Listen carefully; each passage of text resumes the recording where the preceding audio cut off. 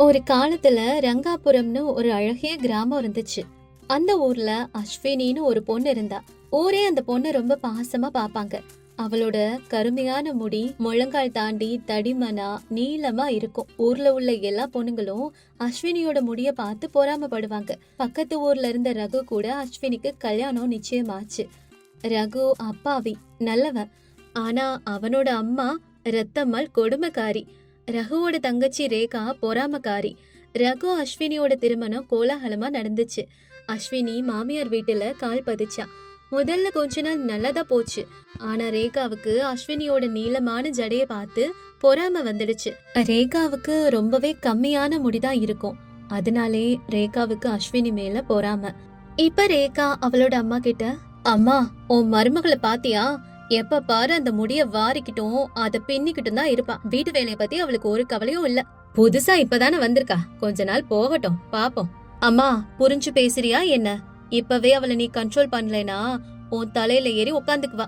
அதுக்கப்புறம் வீட்டு வேலை எல்லாத்தையும் நீ தான் செய்யணும். ரேகா இப்படி சொன்னதை கேட்டோன்னு ரத்தம்மாளுக்கு கொஞ்சம் பயம் வருது. அஸ்வினி மேல ஆதிக்கம் செலுத்தணும்னு முடிவு பண்ணிடுறாங்க. ஏன் அஸ்வினி, காலங்காத்தாலே ஆரம்பிச்சிட்டியா? அந்த முடிக்கு எண்ணெய தேய்ச்சு வாரி அதுக்காக மணிக்கணக்குல டைம் வேஸ்ட் பண்றியே. இப்படி இந்த முடியவே பாத்துக்கிட்டு இருந்தா வீட்டு வேலையெல்லாம் யாரு பண்ணுவா? இல்லத்த, நான் வீட்டு வேலை எல்லாத்தையும் இப்பதான் முடிச்சிட்டு வந்தேன். ஓஹோ, வீட்டு வேலை முடிஞ்சிருச்சுனா அதனால என்ன? இவ்வளவு நீல முடி உனக்கு எதுக்கு? எண்ணெய் எல்லாம் உன் முடிக்கே தீந்து போகுது. மாமியார் சொன்னதை கேட்டு அஸ்வினிக்கு மனசு கஷ்டப்பட்டாலும் மாமியார் தானேன்னு எதுவுமே பேசாம அமைதியா இருக்கா. ஆனா ரத்தம்மாளுக்கு அஸ்வினி மேல பகை வளருது.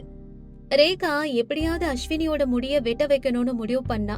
அதுக்கு அவங்க தேர்ந்தெடுத்த வழி மூட நம்பிக்கை. ஒரு நாள் ரகு வயலுக்கு போயிட்டு வரும்போது கால் தவறி கீழே விழுந்துடுறான். சின்ன அடி, அவ்வளவுதான். ரத்தம்மாளும் ரேகாவும் அத பெருசா ஆக்குனாங்க. ரேகா அப்போ இப்படி சொல்றா, இது எல்லாம் புது மருமக வீட்டுக்கு வந்த நேரம்தான். ஐயோ, என் மகன் காலு முறிஞ்சு போச்சே, இப்படி கட்டு போட்டுக்கிட்டு வந்திருக்கான். இது எல்லாம் அந்த முடியால வந்த வேனதான். அத்த, நீங்க என்ன சொல்றீங்க? அவரு கால் தடுமாறி விழுந்ததுக்கும் என்னோட முடிக்கும் என்ன சம்பந்தம் இருக்கத்த? மருமகளுக்கு முடி நீளமா இருந்தா அந்த வீட்ல இருக்க ஆம்பளைக்கு கண்டம். அதனாலதான் என் மயனுக்கு இன்னைக்கு அடிபட்டிருக்கு. ஐயோ, நாளைக்கு என்னெல்லாம் ஆக போதோ தெரியலையே கடவுளே. ரகுவும் அம்மா சொல்றத கேட்டு அஸ்வினிய கோபமா பாக்குறான். ஆமா, அம்மா சொல்றது உண்மைதான். எனக்கும் உடம்பு சரியில்லாம போகுது. அஸ்வினி, அதான் அம்மா சொல்றாங்கல்ல, சொல்றது உண்மையா கூட இருக்கலாம். இந்த மாசம் எல்லாமே நமக்கு ஏதோ கெட்டதாவே நடக்குது. முந்தா நேத்து வீட்டு முன்னாடி மரம் உடைஞ்சு நம்ம வீடு மேல விழ போய் தப்பிச்சது. இன்னைக்கு எனக்கு அடி. எல்லாம் கெட்டதாவே நடக்குதுல்ல. என்னங்க, நீங்களும் இப்படி யோசிக்காம பேசுறீங்க? அது பழைய மரம், அதனாலதான் அது விழுந்துருச்சு. அதுக்கும் என் முடிக்கும் என்ன சம்பந்தம் இருக்குது? எனக்கு ஒண்ணுமே புரியல நீங்க பேசுறது. ஆனா அந்த வீட்ல அஸ்வினி சொன்னதை யாருமே கேட்கல. ரத்தம்மாவும் ரேகாவும் சேர்ந்து ஊரெல்லாம் இந்த மாதிரி சொல்லி வைக்கிறாங்க. அஸ்வினியோட முடியாலதான் எங்களுக்கு துரதிருஷ்டம் வந்துச்சுன்னு சொல்றாங்க. அது சனி முடின்னு சொல்றாங்க. அஸ்வினி இதெல்லாம் தெரிஞ்சுக்கிட்டு மனசு உடைஞ்சு போறா. ரொம்ப ஆசையா வளர்த்த முடி இப்ப எல்லாருக்கும் சனியா தெரியுதான்னு அழ ஆரம்பிக்கிறா. ரேகாவும் ரத்தம்மாவும் பிடிவாதமா இருக்காங்க. ஒரு ராத்திரி ரேகா ஒரு பெரிய டிராமா போடுறா. அம்மா, இங்க வாங்க, பேய் பேய். என்னம்மா, என்னாச்சு? அம்மா, பெரிய முடியோட ஒரு பேய் வந்து என் கழுத்தை நெருக்கிடுமா. டே ரகு, எனக்கு பயமா இருக்கு. இந்த வீட்ல அந்த முடி இருந்தா நானும் ரேகாவும் இருக்க மாட்டோம். இப்பவே அவளோட முடிய வெட்டிடணும். ரத்தமாவும் ரேகாவும் இப்படி நடுங்கிக்கிட்டே சொல்லவும் அதை கேட்ட ரகு அஸ்வினி கிட்ட வந்து பேசுறான். என் அம்மாவும் என் தங்கச்சியும் இந்த முடிய பார்த்து ரொம்ப பயப்படுறாங்க. இது வெறும் முடி இல்ல, இது சனி முடி. இந்த முடிய நீ உடனே வெட்டிக்க, இல்லனா இந்த வீட்ல உனக்கு இடம் இல்ல. என்னங்க இப்படி சொல்றீங்க? இது நான் சின்ன வயசுல இருந்து ரொம்ப ஆசையா வளர்த்ததுங்க. இது சனின்னு பழி போடாதீங்க ப்ளீஸ்ங்க, சொல்றது கேளுங்க. பாத்தியாடா ரகு, இவளுக்கு நம்மளை விட இவ முடியும் இவ அழகும் தான் முக்கியம். இவன் நம்மள முக்கியம் நினைச்சிருந்தா இந்நேரம் முடிய வெட்டி இருப்பாள்ல. இப்ப அஸ்வினிக்கு வேற வழி இல்லாம கண்ணீரோட கத்திரிக்கோல் எடுத்து தன்னோட நீளமான கருப்பு முடிய வெட்டிக்கிட்டா. ரேகா அத பார்த்து மறைமுகமா சிரிச்சுக்கிறா. அம்மாடி, இவளோட அழகு போச்சு. இனி யாரும் இவள பார்க்க மாட்டாங்க. முடி வெட்டினதுக்கு அப்புறம் அஸ்வினி அழுதுகிட்டே இருக்கா. ரூம்குள்ள கதவை பூட்டிக்கிட்டு உக்காந்துக்கிட்டா. ரகுவுக்கு மனைவியை இப்படி பார்க்கவே பாவமா இருந்தாலும் அம்மா மேல இருக்க பயத்தினால அவனால எதுவும் சொல்ல முடியல. இப்படியே சில நாள் போகுது. ஒரு நாள் மன அமைதிக்காக ஊருக்கு வெளியில இருந்த சிவன் கோயிலுக்கு போய் தனிமையில உட்காந்து அழுதுட்டு இருக்கான். அப்போ ஒரு சுவாமிஜி அங்க வந்தாரு. சுவாமிஜி அஸ்வினி கிட்ட இப்படி கேக்குறாரு. அம்மா, ஏன் இப்படி கண்ணீர் விட்டு அழுதுட்டு இருக்க? உன் கண்ணீருக்கு என்னம்மா காரணம்? என்கிட்ட சொல்லுமா. சுவாமி, என் மாமியாரும் நாத்தனாரும் பொறாம புடிச்சு எனக்கு ரொம்ப பிடிச்ச என்னோட பெரிய நீளமான முடிய சனின்னு அதுக்கு பழி சொல்லி வெட்ட வச்சுட்டாங்க சாமி. அட என்ன பொண்ணுமா நீ, முடி போச்சுன்னு மனச வேதனைப்படுத்திக்கிறியா? உன் மனசு தூய்மையானது. அந்த தூய்மை தான் உனக்கு பாதுகாப்பு. அவங்க பொறாமையால செஞ்சது உனக்கு வரமா மாற போகுதுன்னு அவங்களுக்கு தெரியாதுமா. நீ ஏன் கவலைப்படுற? எப்படி வரமாகும் சாமி? இதோ இது சக்தி வாய்ந்த எண்ணெய். இத தடவுனா போன முடி பொன் கலர்ல திரும்ப வரும். இன்னைக்கு ராத்திரி தடவிக்கோ. நாளைக்கு காலையில என்ன நடக்குதுன்னு மட்டும் பாரு தாயி. அஸ்வினி அந்த எண்ணெயை வாங்கிக்கிட்டு வீட்டுக்கு வர்றா. யாருக்கும் தெரியாம ராத்திரி தூங்குறதுக்கு முன்னாடி தலையில தடவிக்கிட்டான். சுவாமிஜி சொன்னது உண்மையா இருந்தா எவ்வளவு நல்லா இருக்கும்னு நினைச்சுக்கிட்டே தூங்கிடுறா. அடுத்த நாள் காலையில அஸ்வினியோட தலை ரொம்ப பாரமா இருந்துச்சு. ஏதோ கால்ல தட்டுப்படுதேன்னு கீழே குனிஞ்சு பார்த்தா அவளுக்கு பயங்கர ஆச்சரியம். இப்ப வீட்டுல இருக்க எல்லாரையும் கத்தி கூப்பிடுறா. அவங்க 3 பேரும் இத வந்து பார்த்துட்டு வாயடிச்சு போயிடுறாங்க. ஏன்னா நேத்து கழுத்து வரைக்கும் இருந்த முடி இன்னைக்கு தர வரைக்கும் தடிமனா வளர்ந்துருச்சு. அதுவும் பொன் கலர்ல. இது சாதாரண முடி இல்லன்னு தெரியுது. இத பாத்துக்கிட்டே இருந்த ரத்தம்மா இப்படி சொல்றாங்க. என்னடி இது, ஒரு ராத்திரில முடி இவ்ளோ நீளமா வளர்ந்துருச்சு, அதுவும் தங்க கலர்ல மின்னிக்கிட்டு இருக்கு. ஐயோ, பேய் முடி இது. இல்லத்த, இது தெய்வத்தோட வரும். சுவாமிஜி கொடுத்த எண்ணெயோட மகிமையத்த. இதெல்லாம் பாத்துட்டு இருந்த ரேகா மறுபடியும் பொறாமப்படுறா. இது என்ன புது கதை? மறுபடியும் வெட்டிடு. இது கடவுள் கொடுத்த வரும். இத வெற்ற உரிமை யாருக்கும் இல்ல. ரகு மனைவியோட பொன் கலர்ல இருக்க முடிய பார்த்து மயங்கிட்டான். அவனுக்கு அம்மா தங்கச்சி பேச்செல்லாம் காதுல விழல. ஆனா உண்மையான ஆச்சரியம் அதுக்கப்புறம் தான் ஆரம்பிச்சது. அடுத்த நாள் காலையில அஸ்வினியோட பொன்முடி இன்னும் நீளமா வளர்ந்துச்சு. வெட்டினாலும் கொஞ்ச நேரத்திலே மறுபடியும் வளர்ந்துச்சு. எவ்வளவு வெட்டினாலும் முடி வளர்றது நிக்கவே இல்ல. என்னங்க, உங்களுக்கு ஒரு விஷயம் தெரியுமா? இந்த முடிய எத்தனை டைம் வெட்டினாலும் அது திருப்பி திருப்பி வளர்ந்துகிட்டே இருக்கு. நான் கொஞ்ச நேரத்துக்கு முன்னாடிதான் கொஞ்சம் முடிய வெட்டினேன். ஆனா அது மறுபடியும் வளர்ந்து நீளமா வந்துருச்சு. இப்ப இந்த முடிய வச்சு என்ன பண்றதுன்னே தெரியல. பேசாம இந்த பொன்முடிய வச்சு நம்ம ஏதாவது பிசினஸ் பண்ணுவோமா? இத கேட்டதும் ரகு ரொம்பவே சந்தோஷப்படுறான். அஸ்வினி அதுக்கப்புறம் வீட்டு முன்னாடி தங்க முடி வியாபாரம்னு ஒரு போர்டு வைக்கிறா. கொஞ்ச நாள்ல இவளோட பிசினஸ் நல்லா போகுது. ஆனா இத பார்த்து ரேகாவுக்கும் ரத்தம்மாளுக்கும் பொறுத்துக்கவே முடியல. பாத்தியாமா, உன் புது மருமக பிசினஸ் பண்றா. இதுக்கப்புறம் நம்மள அவ மதிக்கவே மாட்டான். நம்ம இப்படி சும்மா இருந்தா என்ன பிரயோஜனம் சொல்லு? ஏதாவது பண்ணணுமா? இத கேட்ட உடனே ரத்தம்மாக்கு பயம் வருது. இப்ப ரத்தம்மா அஸ்வினி கிட்ட, ஏன் அஸ்வினி, குடும்ப மரியாதையை கெடுக்கிறதுக்கே வந்திருக்கியா? முடிய வெட்டி அத வித்து வியாபாரம் பண்ணிக்கிட்டு இருக்கியா நீ? அத்த, எந்த வேலையும் கேவலமான வேலை இல்லத்த. ஒரு காலத்துல என் முடிய சனின்னு சொன்னீங்க. ஆனா அந்த முடிதான் நம்ம வீட்டுக்கு லட்சுமிய கூட்டி வந்திருக்கு. இந்த மாச சம்பாத்தியத்தை பாருங்க. அப்படி சொன்ன அஸ்வினி ஒரு கட்டு பணத்தை ரத்தம்மா கையில கொடுக்கறா. பணத்தை பார்த்ததும் ரத்தம்மாவோட பொறாம ஆசையா மாறிடுச்சு. ரேகா பேச்ச அதுக்கப்புறம் காதுல போட்டுக்கல. இப்ப ரத்தம்மா இந்த பணத்தை வாங்கிட்டு அஸ்வினி கிட்ட இப்படி பேசிட்டு இருக்காங்க. அம்மாடி அஸ்வினி, களைச்சு போயிருக்க மாதிரி இருக்கியே, ஜூஸ் குடிக்கிறியாமா? நான் எடுத்துட்டு வந்து குடுக்கட்டுமா? இந்த முடிதான் நம்ம வீட்டு கஷ்டத்தெல்லாம் தீர்க்க வந்த முடி. என்னத்த, நீங்க தான் முன்னாடி இந்த முடிய பார்த்து சனி முடின்னு சொன்னீங்க. இப்ப கஷ்டத்தை தீர்க்க வந்த முடின்னு சொல்றீங்க. அம்மாடி அஸ்வினி, அத்த அது அன்னைக்கு ஏதோ புத்தி கட்டு போய் பேசிட்டேன்டா. அதெல்லாம் நீ மனசுல வச்சுக்காத, மன்னிச்சுக்கடா. சரிங்கத்த, போனதெல்லாம் போகட்டும். நடந்த எல்லாமே ஏதோ நல்லதுக்குன்னு எடுத்துக்குவோம் அத்த. அஸ்வினி ரேகாவுக்கு நல்ல இடமா பார்த்து அவளோட சம்பாத்தியத்திலே கல்யாணம் பண்ணி வைக்கிறா. அண்ணி, நீங்க ரொம்ப நல்லவங்க. நான் தான் உங்களை புரிஞ்சுக்காம கஷ்டப்படுத்திட்டேன். என்ன மன்னிச்சிருங்க அண்ணி. பரவாயில்ல ரேகா, நாதனார்னா கொஞ்சம் அப்படி இப்படி இருந்தாதான் நல்லா இருக்கும். நீ சந்தோஷமா இருந்தா எனக்கு அதுவே போதும் ரேகா. அதுக்கப்புறம் அஸ்வினி தன்னோட பொன்னிற முடியால நிறைய பணம் சம்பாதிச்சு தன்னோட குடும்பத்தோட சந்தோஷமா வாழ்ந்தா. ஒரு காலத்துல வீராபுரம்ங்கிற ஒரு கிராமம் இருந்துச்சு. அந்த கிராமம் கங்கை நதிக்கரையில உள்ள காசிப்பட்டினத்துக்கு ரொம்ப பக்கத்துல இருந்துச்சு. அந்த கிராமத்தோட கடைசில காத்தடிச்சா கூட இடிஞ்சு விழுற அளவுக்கு ஒரு பழைய காலத்து வீட்டுல காவியாங்கிற ஒருத்தி தனியா வாழ்ந்துட்டு வரா. அவளோட கணவன் இறந்து 2 வருஷம் ஆயிடுச்சு. அந்த வீட்டுல அவளை தவிர வேற யாருமே அவளுக்கு பேசி ஆறுதல் சொல்ல கூட இல்ல. அவளோட மாமியார் கங்கம்மாவும் 2 வருஷத்துக்கு முன்னாடியே இறந்து போயிட்டாங்க. அந்த வீட்டுல அவளுக்கு துணையா இருக்கிற ஒரே ஒரு சத்தம்னா அது அவங்க வீட்டு சுவர்ல மாட்டி இருக்கிற கடிகாரத்தோட டிக் டிக் சத்தம் மட்டும்தான். காவியாங்கிற பெயரை விட தையல் காவியான்னு சொன்னா அந்த ஊர்ல எல்லாருக்கும் தெரியும். கிழிஞ்சு போன பழைய துணிகளுக்கெல்லாம் புது உயிர் கொடுக்கறவ காவியா. கிழிஞ்ச துணியெல்லாம் ரொம்பவே அழகா தச்சு கொடுப்பா.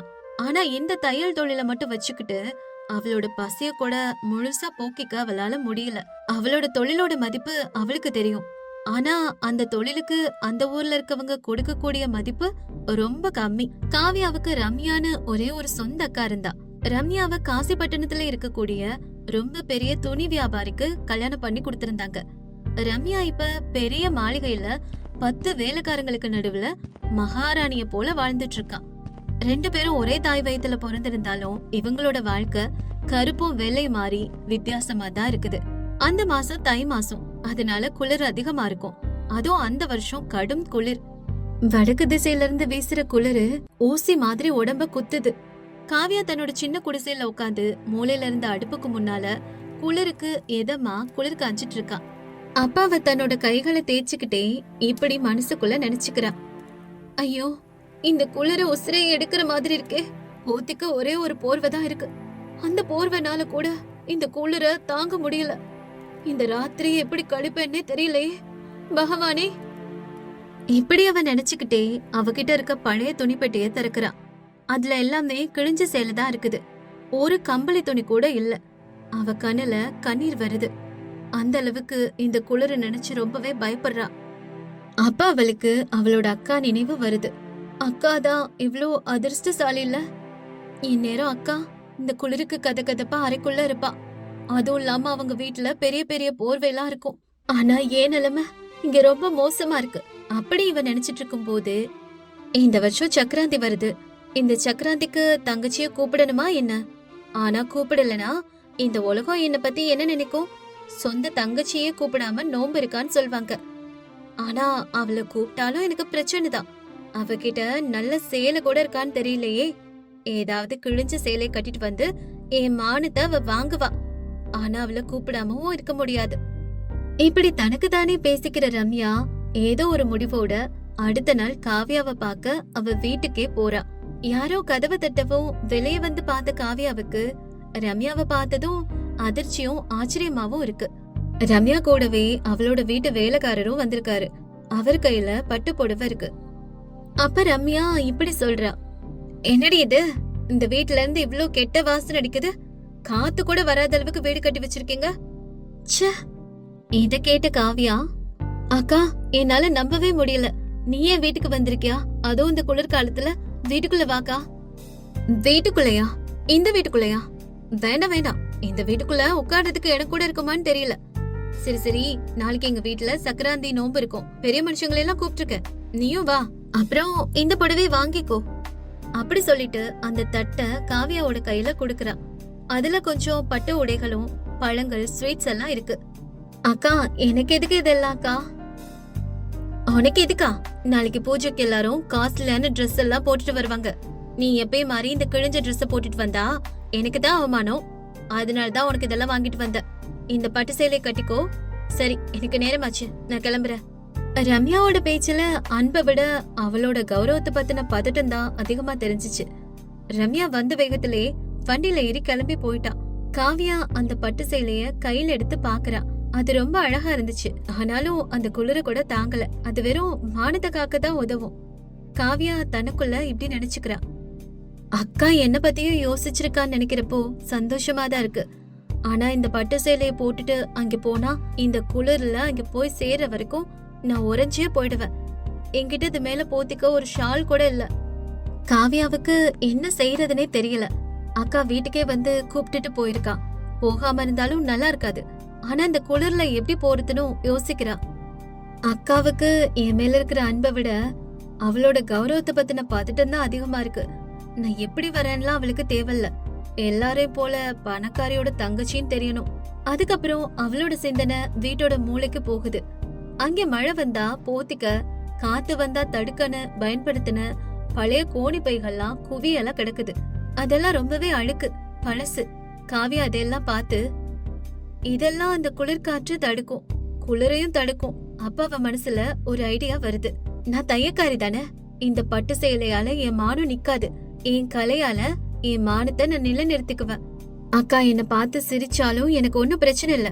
இந்த குளிருக்காக நான் இதெல்லாம் செஞ்சுதான் ஆகணும் அப்படின்னு நினைச்சிட்டு அந்த ராத்திரி முழுக்க காவியா தூங்கவே இல்ல. அந்த பழைய கோணிப்பைகள் எடுத்து முதல்ல சுடுதண்ணில போட்டு சுத்தம் செய்யறா. விடிர் காலைக்குள்ள அந்த கோணிப்பைகள்லாம் சுத்தமான தடித்த நூல் துணியா மாறிடுது. அதுக்கப்புறம் தன்னோட தையல் பெட்டியை திறக்கிறா. அவளோட கணவன் உயிரோட இருக்கும்போது சந்தையில வாங்கின வண்ண நூட்கள் எல்லாம் கொஞ்சம் மீதம் இருக்குது. அக்காக்கு கண்டிப்பா பட்டு லெஹங்கா இருக்கும், எனக்கு இந்த கோணிப்பை லெஹங்கா இருக்கு அப்படி சொல்லிட்டு அந்த கோணி துணிய அழகான லெஹங்காவாவும் ஷாலாவும் வெட்டுறா. உடம்புக்கு ஹீட் தர்ற வகையில 2 அடுக்குகளா தைக்கிறா. அது வெறும் துணி இல்ல, குளிருக்கு எதிரான கவசம். அப்படி காவியா தனக்குள்ளேயே, இது இப்படி சாதாரணமா இருந்தா நல்லா இருக்காது. இத என்னோட தனித்துவமான தையல் திறனால கற்பனை திறனையும் சேர்த்து இன்னும் ரொம்ப அழகாக்கணும் அப்படின்னு நினைச்சிட்டே அந்த லெஹங்காவோட ஓரத்துல சிவப்பு பச்சை நூட்களால அழகான பூக்களோட டிசைனை போடுறா. சின்ன சின்ன கண்ணாடியாவும் தைக்கிறா. விடிய காலைக்குள்ளேயே அந்த பழைய கோணிப்பை அழகான லெஹங்காவா மாறிடுது. அவளுக்கு அந்த குளிருக்கு பாதுகாப்பாவும் மாறிடுது. அவளோட தையல் திறமையை நினைச்சு காவியாவே ரொம்ப பெருமைப்படுறா.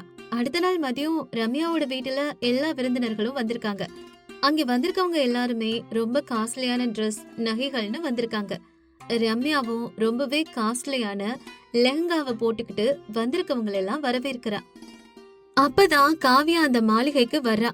அவளை பார்த்ததுமே எல்லாரும் ஒரே நேரத்துல அமைதி ஆயிடுறாங்க. காவியா ஒவ்வொரு அடியா வச்சு நடந்து வர வர வந்திருக்கிறவங்க அவளை விட்டு பார்வையை எடுக்க முடியாம இருக்காங்க. ரம்யாவும் ஆச்சரியத்தோடு காவியாவை பாக்குறா. காவியாவுக்கு அந்த கோணிப்பையால செஞ்ச லெஹங்கா ரொம்பவே வித்தியாசமாவும் அழகாவும் இருக்கு. அந்த துணியை பார்த்தாவே எல்லாருக்கும் தெரியுது அது விலை உயர்ந்ததா இருக்காதுன்னு. ஆனா அதுல இருந்த அவளுடைய தையல் கலையோட திறமையும் அந்த ட்ரெஸ்ல போட்டிருந்த டிசைன்ஸும் எல்லாரையும் கவர்ந்து இழுக்குது. அந்த ட்ரெஸ் கோணிப்பையில தச்சதுனால ரொம்பவே குளிருக்கு கதகதப்பா இருக்கு. அதனால அவளோட முகமும் ரொம்ப பிரகாசமா தெரியுது. இத ரம்யா ரொம்ப ஆச்சரியமா பாத்துட்டு இருக்கா. இவ எப்படி தான் கொடுத்த பட்டுப்புடவை விட்டுட்டு அவளே ஒரு லெஹங்காவை தச்சு போட்டுட்டு வந்திருக்கான்னு அவளுக்கு அதிர்ச்சி. அப்ப ரம்யா காவியா கிட்ட இப்படி கேக்குறா, என்ன காவியா இது, கொஞ்சம் லேட் ஆயிடுச்சுக்கா. நான் நீ லேட்டா வந்ததை பத்தி கேக்கல, உன் ட்ரெஸ்ஸ பத்தி கேக்குறேன். என்ன ட்ரெஸ் இது, இது எப்ப வாங்கின? நான் உனக்கு பட்டுப்புடவை தானே கொண்டு வந்து கொடுத்த, இது போட்டு வந்திருக்கா? அக்கா அது வந்துக்கா, அந்த பட்டுப்புடவை ரொம்ப மெலிசான துணியா இருந்துச்சு. இந்த குளிருக்கு அதை என்னால போட்டுட்டு வர முடியாதுன்னு தோணுச்சு. அதனாலதான் நான் இந்த லெஹங்காவை நானே தைச்சேன். இது கொஞ்சம் குளிருக்கு இதமா இருக்குக்கா, அதனாலதான் இதை போட்டுட்டு வந்தேன். இந்த ட்ரெஸ்ஸ நீ தச்சிருப்பியோன்னு எனக்கும் சந்தேகமா தான் இருந்துச்சு. ஆனா எப்படி உன்னால இவ்ளோ அழகான ட்ரெஸ் தைக்க முடிச்சது, அதான் யோசிச்சுட்டு இருந்தேன். இப்படி காவியாவும் ரம்யாவும் இந்த ட்ரெஸ்ஸ பத்தி பேசிட்டு இருக்காங்க. அப்ப அங்க வந்திருக்க விருந்தினர்கள்ல ஒருத்தரான பாஸ்கர் ராவ் இவங்க பேசுறத கேட்டுட்டு இருக்காரு. அவர் அந்த பட்டணத்திலே ரொம்ப பெரிய டெக்ஸ்டைல் ஷோரூமோட உரிமையாளர். எப்பவுமே புதிய டிசைன்களை தேடி தேடி பாப்பாரு. இப்ப பாஸ்கர் ராவ் காவியா கிட்ட போய் இப்படி பேசுறாரு. என்னம்மா நீ சொல்றது உண்மையா? இந்த லெஹங்காவை நீயா தச்ச? ஆமாங்க. ஆஹா, அற்புதம்மா, என்ன ஒரு சூப்பரான ஐடியா. இந்த மெட்டீரியல்ல இப்படி ஒரு அழகான டிசைனை நான் இது வரைக்கும் பார்த்ததே இல்ல. இது வெறும் ட்ரெஸ் இல்ல, இது ஒரு ஆர்ட். இந்த குளிர்காலத்துக்கு இதை விட சிறந்த ஃபேஷன் இருக்கவே முடியாதுமா. ஆனா அவ அந்த கோணி பையில தச்சிருக்கா. ஆனா ரம்யா மேடம், இதத்தான் இந்த காலத்துல எக்கோ ஃப்ரெண்ட்லி ஃபேஷன்னு சொல்லுவாங்க. உங்க தங்கச்சி கையில ஏதோ ஒரு மேஜிக் இருக்கு. ஏமா, என்னோட பெயர் பாஸ்கர் ராவ். நீ செஞ்ச இந்த டிசைன் எனக்கு வேணும். இல்ல இல்ல, உன் திறமை எனக்கு வேணும். என்னம்மா சொல்ற? நான் சொல்றது உனக்கு புரியுதா? ஏதாவது புரியலங்க.